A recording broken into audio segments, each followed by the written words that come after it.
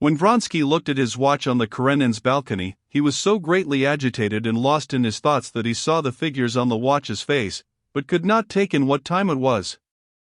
He came out onto the high road and walked, picking his way carefully through the mud, to his carriage. He was so completely absorbed in his feeling for Anna, that he did not even think what o'clock it was, and whether he had time to go to Bryansky's. He had left him, as often happens, only the external faculty of memory, that points out each step one has to take, one after the other. He went up to his coachman, who was dozing on the box in the shadow, already lengthening, of a thick lime tree. He admired the shifting clouds of midges circling over the hot horses, and, waking the coachman, he jumped into the carriage, and told him to drive to Bryansky's. It was only after driving nearly 5 miles that he had sufficiently recovered himself to look at his watch, and realize that it was 5:30, and he was late.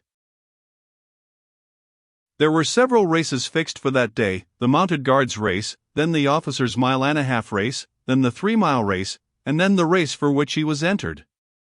He could still be in time for his race, but if he went to Bryansky's he could only just be in time, and he would arrive when the whole of the court would be in their places.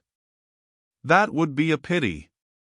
But he had promised Bryansky to come, and so he decided to drive on, telling the coachman not to spare the horses. He reached Bryansky's, spent 5 minutes there, and galloped back. This rapid drive calmed him.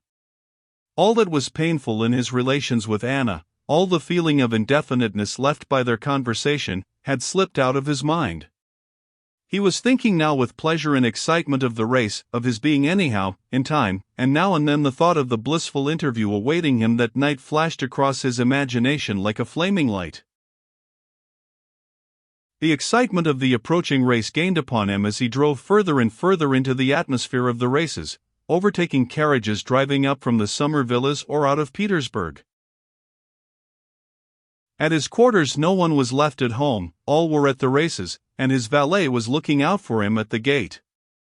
While he was changing his clothes, his valet told him that the second race had begun already, that a lot of gentlemen had been to ask for him, and a boy had twice run up from the stables.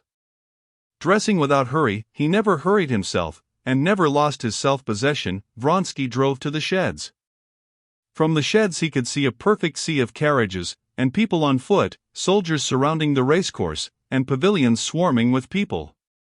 The second race was apparently going on, for just as he went into the sheds he heard a bell ringing.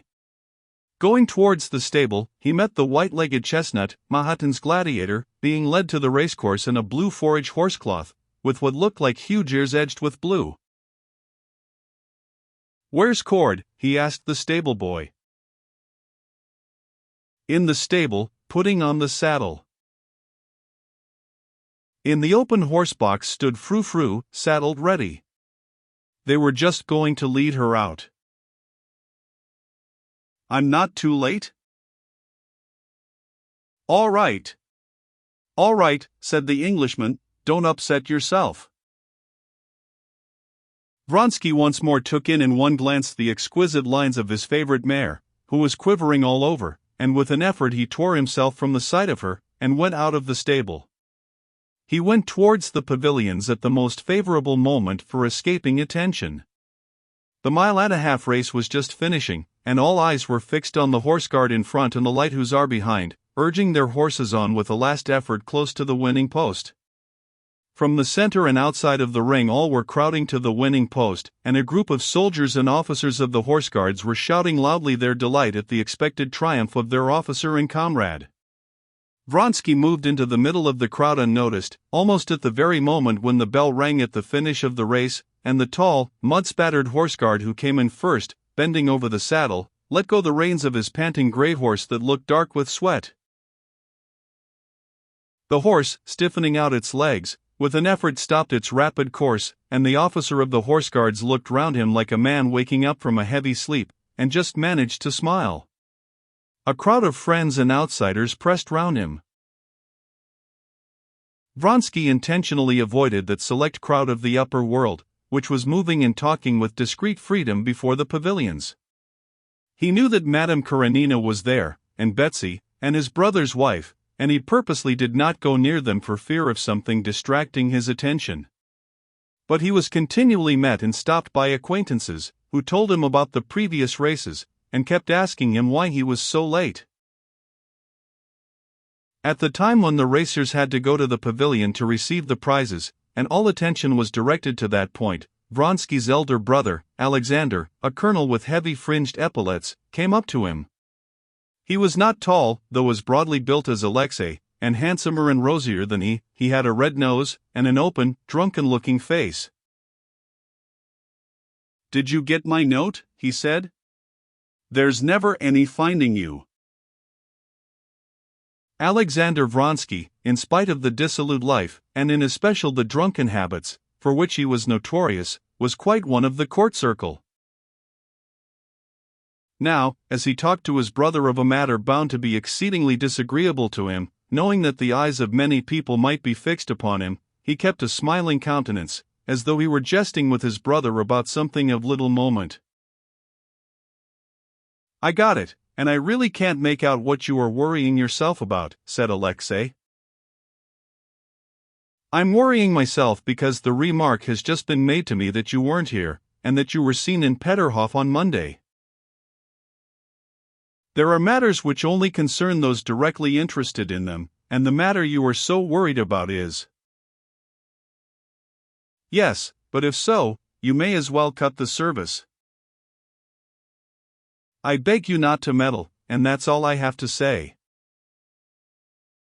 Alexei Vronsky's frowning face turned white, and his prominent lower jaw quivered, which happened rarely with him. Being a man of very warm heart, he was seldom angry, but when he was angry, and when his chin quivered, then, as Alexander Vronsky knew, he was dangerous. Alexander Vronsky smiled gaily. "I only wanted to give you Mother's letter. Answer it, and don't worry about anything just before the race. Bon chance," he added, smiling, and he moved away from him. But after him another friendly greeting brought Vronsky to a standstill. "So you won't recognize your friends. How are you, mon cher?" said Stepan Arkadyevitch, as conspicuously brilliant in the midst of all the Petersburg brilliance as he was in Moscow, his face rosy, and his whiskers sleek and glossy. "I came up yesterday, and I'm delighted that I shall see your triumph. When shall we meet?" "Come tomorrow to the mess-room," said Vronsky, and squeezing him by the sleeve of his coat, with apologies, he moved away to the center of the racecourse, where the horses were being led for the great steeplechase. The horses who had run in the last race were being led home, steaming and exhausted, by the stable boys, and one after another the fresh horses for the coming race made their appearance, for the most part English racers, wearing horsecloths, and looking with their drawn-up bellies like strange, huge birds. On the right was led in Frou-Frou, lean and beautiful, lifting up her elastic, rather long pasterns, as though moved by springs. Not far from her they were taking the rug off the lop-eared gladiator.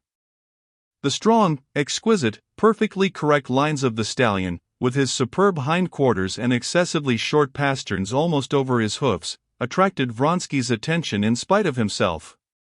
He would have gone up to his mare, but he was again detained by an acquaintance. "Oh, there's Karenin," said the acquaintance with whom he was chatting. "He's looking for his wife, and she's in the middle of the pavilion. Didn't you see her?"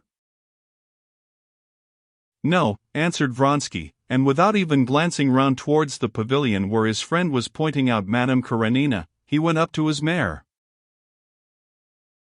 Vronsky had not had time to look at the saddle, about which he had to give some direction, when the competitors were summoned to the pavilion to receive their numbers and places in the row at starting. 17 officers, looking serious and severe, many with pale faces, met together in the pavilion and drew the numbers. Vronsky drew the number 7. The cry was heard, "Mount!" Feeling that with the others riding in the race, he was the center upon which all eyes were fastened, Vronsky walked up to his mare in that state of nervous tension in which he usually became deliberate and composed in his movements. Cord, in honor of the races, had put on his best clothes, a black coat buttoned up, a stiffly starched collar, which propped up his cheeks, a round black hat, and top boots. He was calm and dignified as ever, and was with his own hands holding Frou-Frou by both reins, standing straight in front of her. Frou-Frou was still trembling as though in a fever. Her eye, full of fire, glanced sideways at Vronsky. Vronsky slipped his finger under the saddle girth. The mare glanced aslant at him, drew up her lip, and twitched her ear. The Englishman puckered up his lips, intending to indicate a smile that anyone should verify his saddling. "Get up, you won't feel so excited." Vronsky looked round for the last time at his rivals. He knew that he would not see them during the race. Two were already riding forward to the point from which they were to start. Goltzin, a friend of Vronsky's and one of his more formidable rivals, was moving round a bay horse that would not let him mount. A little light hussar in tight riding breeches rode off at a gallop, crouched up like a cat on the saddle, in imitation of English jockeys. Prince Kuzovlev sat with a white face on his thoroughbred mare from the Grabovsky stud, while an English groom led her by the bridle. Vronsky and all his comrades knew Kuzovlev and his peculiarity of weak nerves and terrible vanity. They knew that he was afraid of everything, afraid of riding a spirited horse. But now, just because it was terrible, because people broke their necks, and there was a doctor standing at each obstacle, and an ambulance with a cross on it, and a sister of mercy, he had made up his mind to take part in the race. Their eyes met, and Vronsky gave him a friendly and encouraging nod. Only one he did not see, his chief rival, Mahatin on Gladiator. "Don't be in a hurry," said Cord to Vronsky, "and remember one thing, don't hold her in at the fences, and don't urge her on, let her go as she likes." All right," said Vronsky, taking the reins. "If you can, lead the race, but don't lose heart till the last minute, even if you're behind." Before the mare had time to move, Vronsky stepped with an agile, vigorous movement into the steel-toothed stirrup, and lightly and firmly seated himself on the creaking leather of the saddle. Getting his right foot in the stirrup, he smoothed the double reins, as he always did, between his fingers, and Cord let go. As though she did not know which foot to put first, Frou-Frou started, dragging at the reins with her long neck, and as though she were on springs, shaking her rider from side to side. Cord quickened his step, following him. The excited mare, trying to shake off her rider first on one side and then the other, pulled at the reins, and Vronsky tried in vain with voice and hand to soothe her. They were just reaching the dammed up stream on their way to the starting point. Several of the riders were in front and several behind, when suddenly Vronsky heard the sound of a horse galloping in the mud behind him, and he was overtaken by Mahatin on his white-legged, lop-eared Gladiator. Mahatin smiled, showing his long teeth, but Vronsky looked angrily at him. He did not like him, and regarded him now as his most formidable rival. He was angry with him for galloping past and exciting his mare. Frou-Frou started into a gallop, her left foot forward, made 2 bounds, and fretting at the tightened reins, passed into a jolting trot, bumping her rider up and down. Cord, too, scowled, and followed Vronsky almost at a trot.